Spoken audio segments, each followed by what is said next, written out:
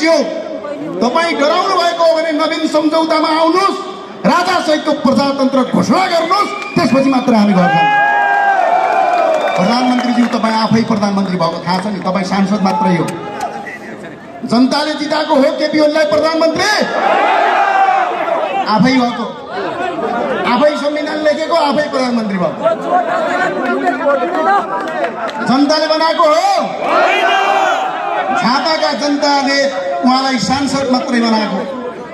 त्यही भएर भन्छु, हाम्रा 4वटा मुद्दामा 5वटा मुद्दामा सम्झौता गर्नुपर्छ प्रधानमन्त्रीले। जनताबाट प्रत्यक्ष निर्वाचित कार्यकारी प्रधानमन्त्री गर्नुपर्छ। तपाईँ जहाँबाट चुनाव लड्नुहुन्छ, हाम्रा युवा साथीहरू त्यहीँबाट चुनाव लड्छ प्रधानमन्त्रीका लागि। अर्को मुद्दा, यो देशमा हिन्दू राष्ट्र, हिन्दू बुद्ध किराँत सहितको वैदिक सनातन हिन्दू अधिराज्य घोषणा गर्नुपर्छ। यो हाम्रो पहिचानको कुरा हो, यो हाम्रो मागको कुरा। अर्को मुद्दा हामीले भनेका छौँ, प्रदेश पाल्न सक्दैनौँ। यति सानो देशमा टुक्रा टुक्रा बनाएको छ।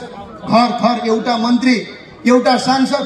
यो 16 वर्षमा 14वटा प्रधानमन्त्री, 3000 सांसद, झन्डै 1000 मन्त्री, 30 जना भन्दा बढी तपाईँको प्रदेश प्रमुख, 31 जना बराबर तपाईँको मुख्यमन्त्री। झन्डै कुरा गर्ने हो भने 3वटा राष्ट्रपति, 3वटा उपराष्ट्रपति त्यो देशले धान्न सक्छ? सक्दैन। जनताको कर सब त्यहाँ खानु खुवाउन सकिन्छ? सक्दैन। त्यही भएर प्रदेश चाहिँदैन, प्रदेश संरचना खारेज गर्नुहोस्।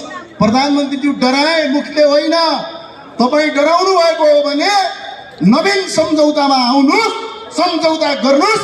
तपाईँलाई पनि यो देशमा राजनीति गर्ने छुट हुन्छ।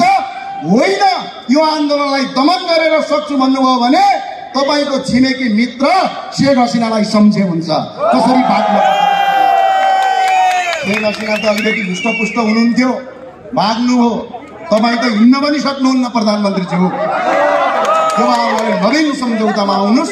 साथीहरू, एकजना साथीहरूले जोस जागरका साथ आफ्नो शक्ति अगाडि बढाउनुहोस्। यो भविष्यका खातिरको लडाईँ हो, यो युवाहरूको भविष्यको लडाईँ हो, यो देशको लडाईँ, यो कुनै व्यक्तिको लडाईँ होइन।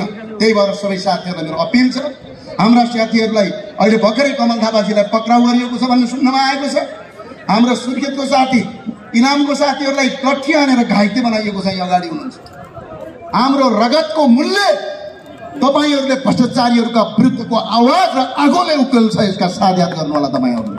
त्यो भावना साथीहरू, एकजना साथीहरू भन्न तपाईहरु तयार हो? आजले तयार हो?